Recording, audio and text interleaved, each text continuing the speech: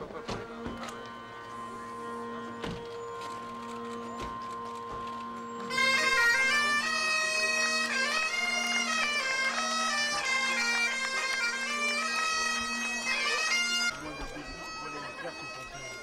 On va voir ce qu'on va faire. Il y a toute une transfert des sons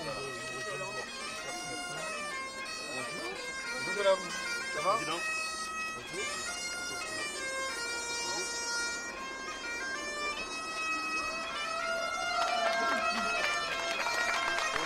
On vous attend.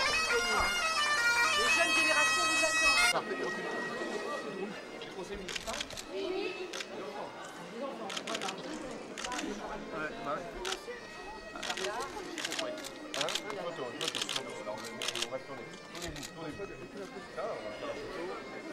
C'est bon là? Ouais, mais attends.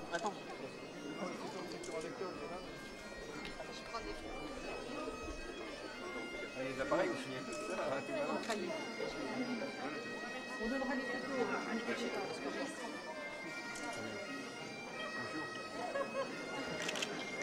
Collaborateurs, oui, je vois. Là-bas. C'est le mairie, t'as quand 90. Alors après, nous avons le collège Henri Vallon. Je commence après. Le collège Henri Vallon, le collège Henri Vallon, les élèves de la classe Vive qui ont gagné un prix. Bravo l'industrie, bravo l'artisanat. Un premier prix du jury, c'est un partenariat avec le CNS.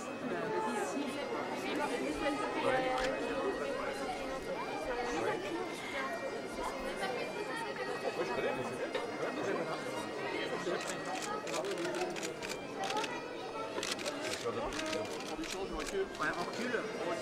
On recule tous.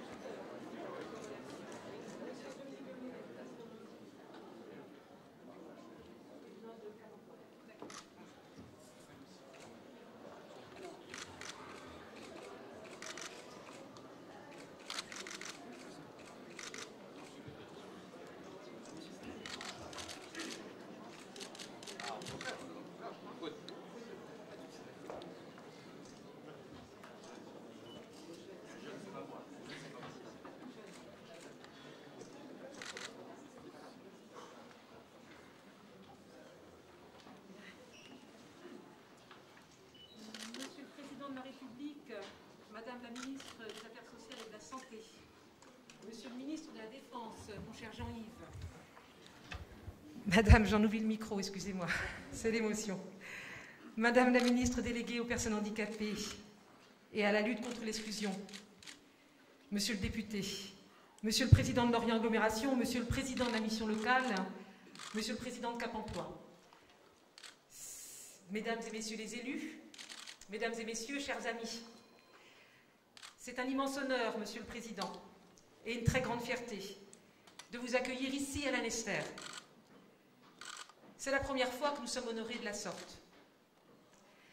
La dernière visite officielle à l'hôtel de ville, c'était celle de Jacques Ralit, en 1983. Jean-Yves Le Drian était un jeune député. Jean-Maurice, que je salue, était le maire de la Nester. Et parmi ses adjoints, de l'époque, il y avait, au nom de l'ensemble du conseil municipal, au nom des agents de la commune et au nom des Lanestériens, je vous souhaite la bienvenue. Vous êtes ici, Monsieur le Président, sur une terre d'engagement.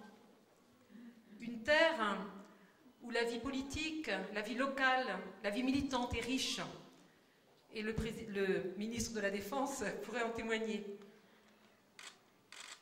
C'est une terre où nous nous battons tous les jours pour nos convictions. Et notre premier engagement, c'est la jeunesse. Les élèves du collège Henri Vallon, premier prix du jury de l'opération BIBA, bravo l'industrie, bravo l'artisanat, en partenariat. Le conseil municipal des enfants, et les agitateurs. Conseil, présence nombreuse ici ce matin des acteurs économiques. Ils sont venus, Monsieur le Président.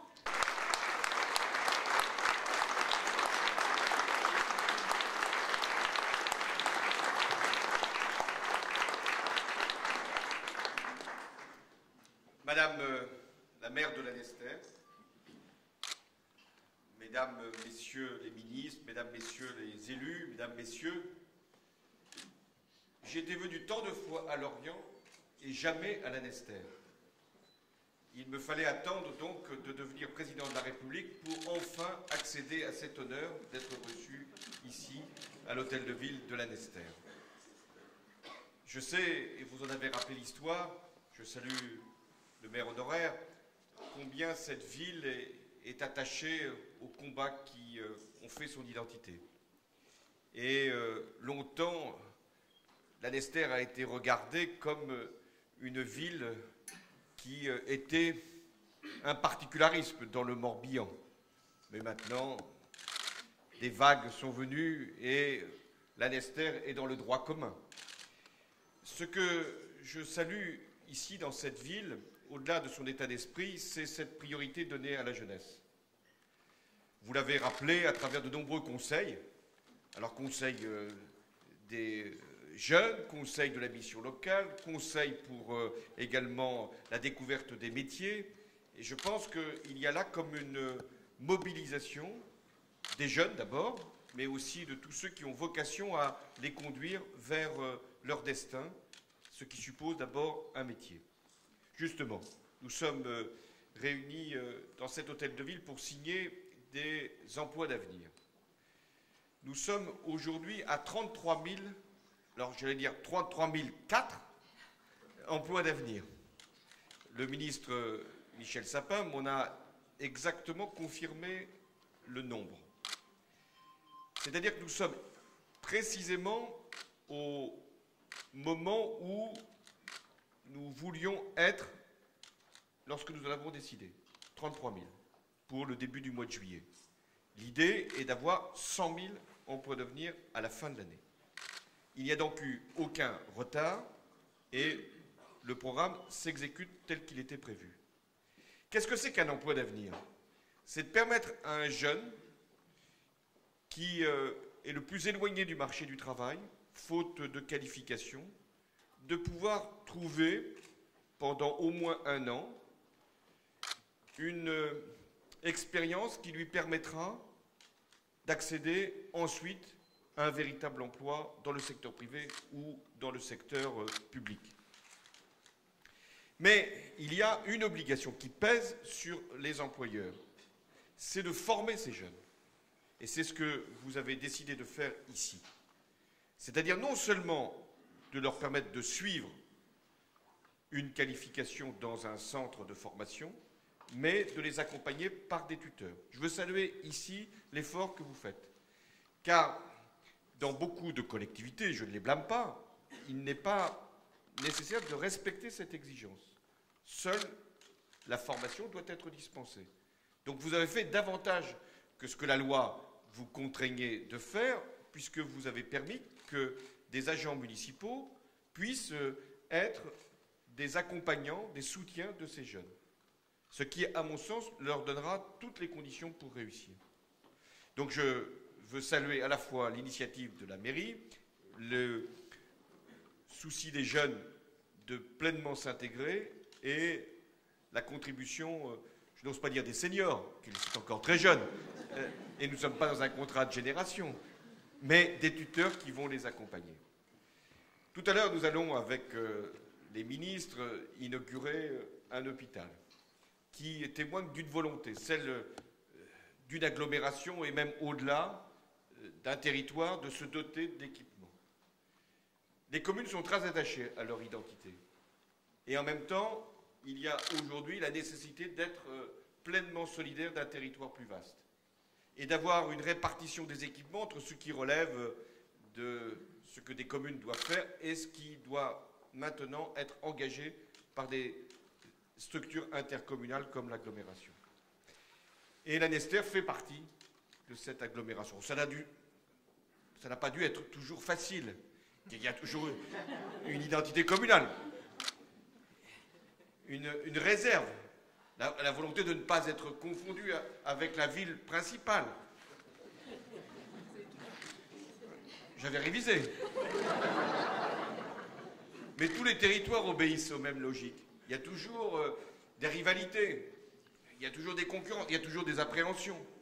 Mais une fois qu'elles sont dépassées, tout le monde se retrouve dans l'idée de porter un territoire ensemble. Et notamment pour lutter contre le chômage. Vous avez évoqué la mission locale, Cap Emploi, pour les personnes handicapées. Il y a aujourd'hui plus de 10% de la population active qui est au chômage. C'est beaucoup trop. Vous avez raison de dire que nous ne créerons des emplois que si la croissance revient. Alors, il nous faut consacrer toute notre énergie à être plus compétitifs, plus productifs, meilleurs, ensemble, tout en préservant les droits des salariés.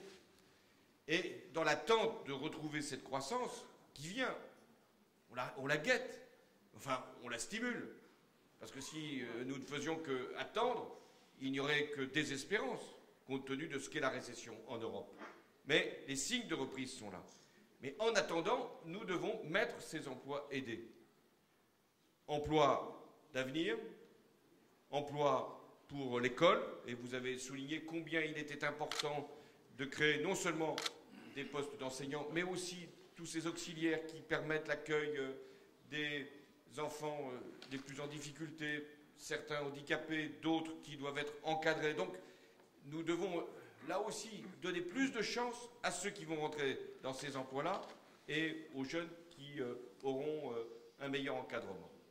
Et enfin, il y a le contrat de génération qui permet dans les entreprises d'avoir un jeune qui rentre avec un contrat à durée indéterminée et, là c'est vrai, un senior pour l'encadrer.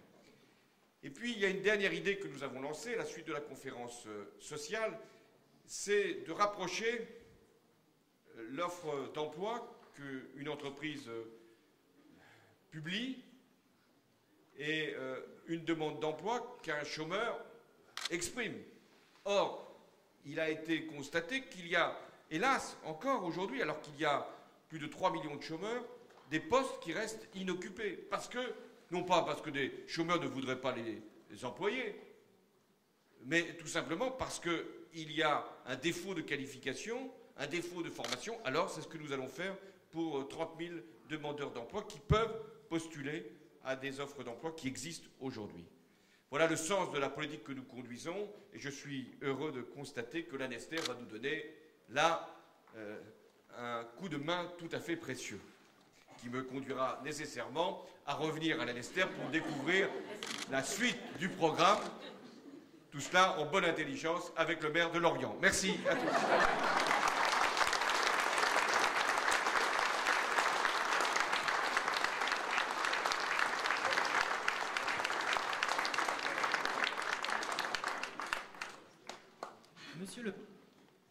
Monsieur le Président de la République, Mesdames les ministres, Monsieur le ministre,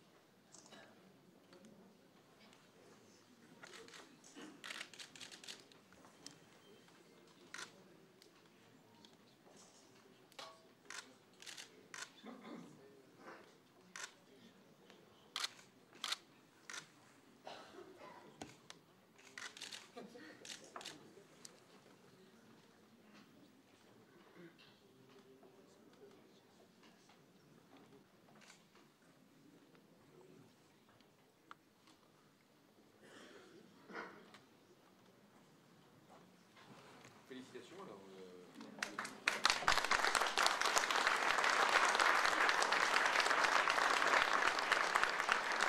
Son tuteur sera Monsieur Yann Morantin, ordonnateur adjoint de la régie des pompes funèbres.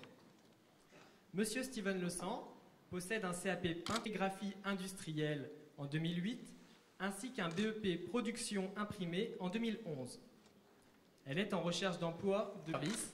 Elle interviendra en aide à l'archiviste dans le domaine de la documentation, du classement d'archives et du secrétariat.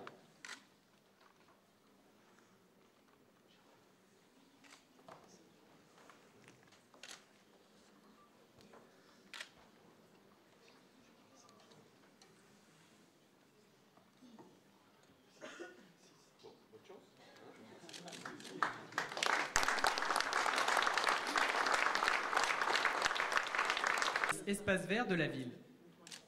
Monsieur Zamit a obtenu des formations qualifiées. Il est en recherche d'emploi depuis juin 2011. Il intégrera une équipe de 7 agents au espace vert des espaces naturels, mais également pour la réalisation de plantations de végétation. Bon, c'est le dernier.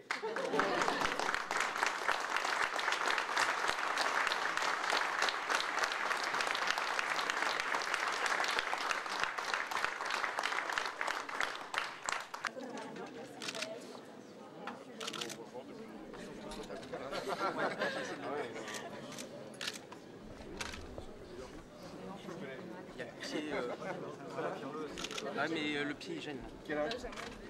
La Benjamin, voilà. Je vais me baisser. Vous avez eu le droit de venir? Oui, Vous autorisez. Monsieur le Président. Président du Conseil du quartier. oui, donc Il y a aussi ça.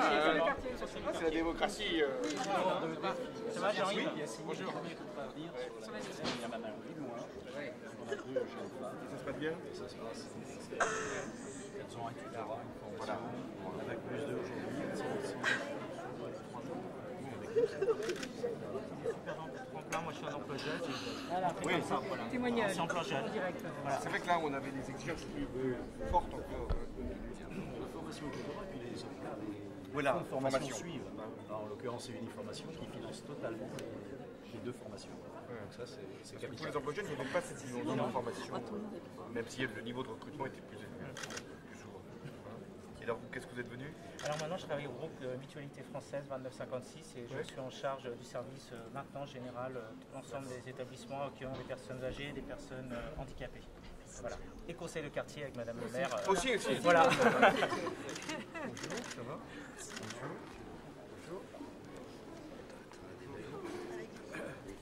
Bonjour. Avec les GCS. D'accord, oui. Donc, Monsieur Guillot de la prévention spécialisée.